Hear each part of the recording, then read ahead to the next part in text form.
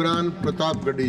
धन्यवाद सभापति महोदय। भूख के एहसास को शेरो सुखन तक ले चलो, या गजल को मुफलिसों की अंजुमन तक ले चलो। मुझको नज़्मो ज़ब्त की तालीम देना बाद में, पहले अपनी रहबरी को आचरण तक ले चलो। सभापति महोदय, मैं न्यू एजुकेशन पॉलिसी पे बात करने के लिए खड़ा हुआ हूँ। माननीय मंत्री जी यहाँ मौजूद हैं। न्यू एजुकेशन पॉलिसी कहती है कि हमारा जोर टीचर्स ट्रेनिंग पर होना चाहिए, लेकिन जो नेशनल सैंपल सर्वे ऑफिस का आंकड़ा है वो कहता है कि इस देश में सिर्फ 13% टीचर हैं जो ट्रेंड हैं। तो मैं माननीय मंत्री जी से जानना चाहता हूं कि क्या जो 87% टीचर्स हैं जिन्हें ट्रेनिंग देने की अभी ज़रूरत है, उनको ट्रेनिंग देने के लिए हमारे पास क्या रोड मैप रहेगा, और क्या हमारे पास इतने बड़े पैमाने पर कॉलेजेस हैं, रिसोर्सेज हैं जिनसे उन्हें ट्रेन किया जा सके। हमारी न्यू एजुकेशन पॉलिसी कहती है कि टेक्नोलॉजी पे जोर दिया जाए, और टेक्नोलॉजी के सहारे पढ़ाई को हमने कोविड के दौरान देखा भी है कि किस तरह से बच्चों को टेक्नोलॉजी के सहारे पढ़ाया गया। लेकिन मैं माननीय मंत्री जी से पूछना चाहता हूं कि जब इस देश में 80 करोड़ लोग 5 किलो राशन पे गुजारा कर रहे हों, तो क्या उन परिवारों तक इंटरनेट, कंप्यूटर, लैपटॉप जैसी सुविधाएं पहुंचाने के लिए कोई रोड मैप है ताकि उनके बच्चों को शिक्षित किया जा सके?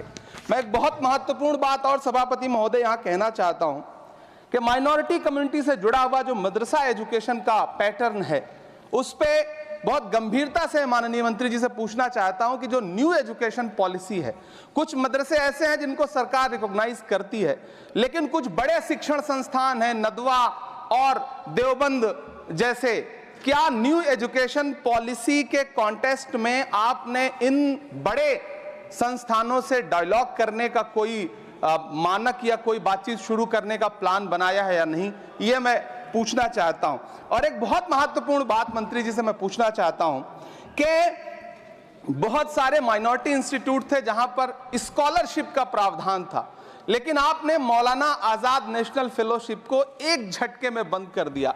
हजारों लाखों छात्र जो उस स्कॉलरशिप के भरोसे अपनी शिक्षा ग्रहण कर रहे थे।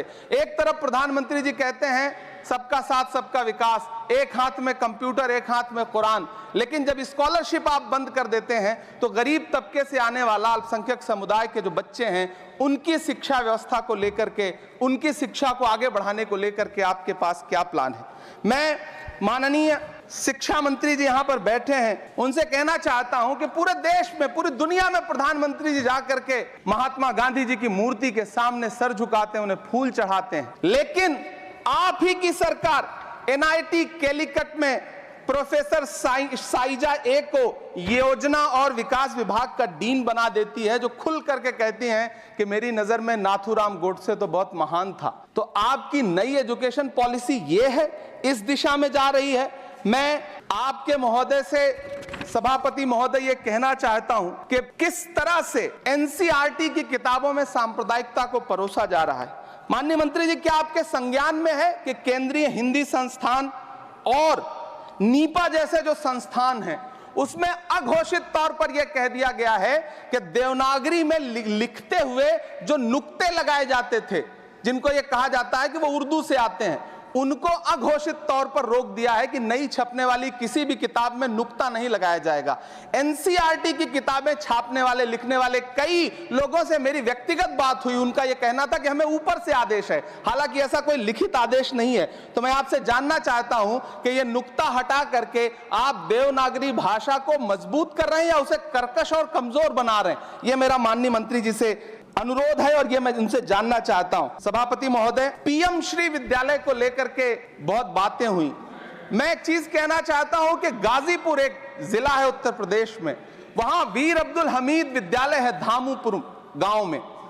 पिछले दिनों PM श्री कंपोजिट स्कूल का नाम लेकर के उस स्कूल का नाम बदल दिया गया, उसके सहारे भी सांप्रदायिकता परोसने की कोशिश की गई। जब सोशल मीडिया पे बहुत हंगामा खड़ा हुआ, हम सारे लोगों ने आवाज उठाई, तब फिर से बेसिक शिक्षा अधिकारी ने नाम बदल करके पुनः उसका नाम वीर अब्दुल हमीद, जो परम चक्र विजेता हैं, उनके नाम पे करने का काम किया।